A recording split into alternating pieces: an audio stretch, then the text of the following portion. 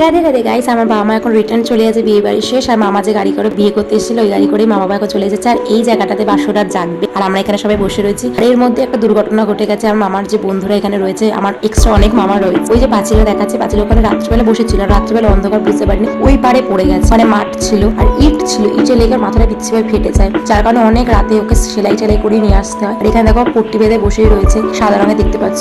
আর এখানে সবাই ওকে প্যাম্পার করছে, কারণ কি সত্যি খুব পিচ্ছি ভাবে মাথা বেড়ে গেছিল। আর সেই সময় ছিল প্রচন্ড ঠান্ডা, এই জন্য আমার সঞ্জু আমার দেখো পুরো একদম চাদরে প্যাকিং হয়ে বসে রয়েছে। আর এখানে আমরা মজা করছি, গল্প করছি, এবার আমরা বেরাবো বলে, কারণ মানে বাড়ি যাওয়ার টাইম হয়ে গেছে। এইদিকে বাসর ঘর থেকে বেরানোর সময় গেছে, যেন বড় মামি নতুন মামিকে রেডি করে দিচ্ছে। এই জায়গাটা দেখো সকালবেলা এত সুন্দর লাগছিল, এখানে সে উকি ঝুঁকি মারছে, কারণ কি এখানে রক্ত পড়েছিল তখন অব্দি দেখা যাচ্ছিল। এবার আমরা কোথায় এলাম বলো তো? এটা হচ্ছে মামির বাড়ির ছাদে। এখানেও অনেক লোকে রাত্রেবেলা ছিল, মানে যারা বিয়ে বাড়িতে এসেছিল। আর এখানে এখন আমরা সবাই এসেছি, কারণ যারা এসেছিল তারা নিচে চলে গেছে। এখানে আমি, মামিরা, মামারা, মামার বন্ধুরা সবাই রয়েছে। আমরা নিচে কি করবো, টিফিন, তারপর হুশ করে চলে যাবো বাড়ি।